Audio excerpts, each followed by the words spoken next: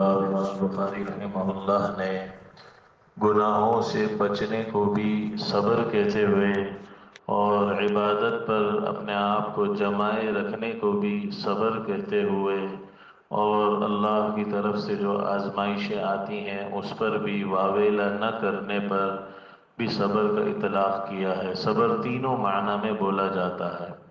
صبر کے لفظی معنی اپنے آپ کو روکے رکھنا، تو باب بندہ ہے صبر عن محارم اللہ، اللہ کی نافرمانیوں سے بھی اپنے کو روکنا، یہ صبر ہے۔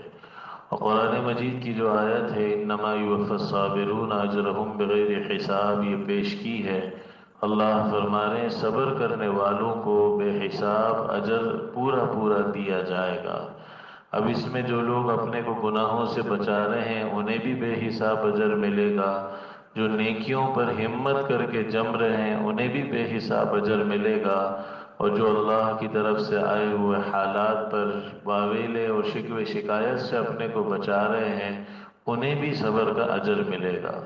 اور یہ صبر تینوں معنی میں ایک ایسی بہترین چیز ہے کہ حضرت عمر رضی اللہ عنہ فرماتے ہیں وجدنا خیر عیشنا بالصبر، ہم نے اپنی زندگی کی آسودگی خوشگواری صبر کے اندر پائی ہے۔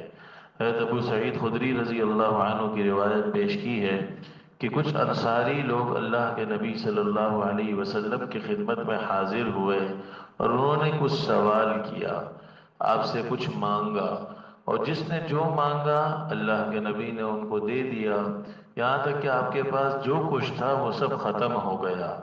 اور جب سب کچھ آپ نے دے دیا تو آپ علیہ السلام نے فرمایا میرے پاس جو مال ہوتا ہے میں ذخیرہ اندوزی نہیں کرتا، میں تمہیں دے دیتا ہوں، لیکن یہ بات ذہن میں رکھو کہ من یستعف یعفہ اللہ، جو اپنے کو پاک دامن بنانے کی کوشش کرے گا اللہ اس کو پاک دامن بنا دیں گے۔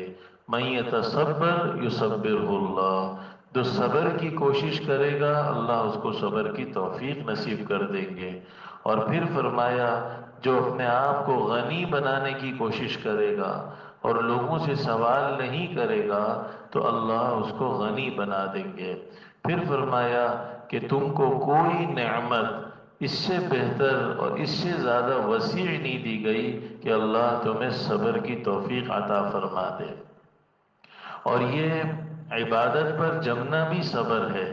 روایت اس میں حضرت مغیرہ بن شعبہ کی پیش کی ہے کہ آپ علیہ السلام رات کو اتنا لمبا قیام کرتے کہ آپ کے دونوں پاؤں پر ورم آ جاتا۔ آپ سے کہا گیا کہ آپ اتنا لمبا قیام کیوں کرتے ہیں؟ آپ نے فرمایا تو کیا میں اللہ کا شکر گزار بندہ نہ بنوں؟ تو یہاں شکر گزار بندے کا لفظ آپ نے استعمال کیا، لیکن امام بخاری نے اس کو صبر کے باب میں ذکر کر کے اشارہ کیا کہ نیکیوں پر جمنا بھی صبر ہے۔ اللہ رب العزت ہم سب کو صبر کی تینوں قسموں کو بخوبی اختیار کر کے اپنے محبوبین مقربین بندوں میں شامل فرمائے۔ وآخر دعوانا الحمدللہ رب العالمین۔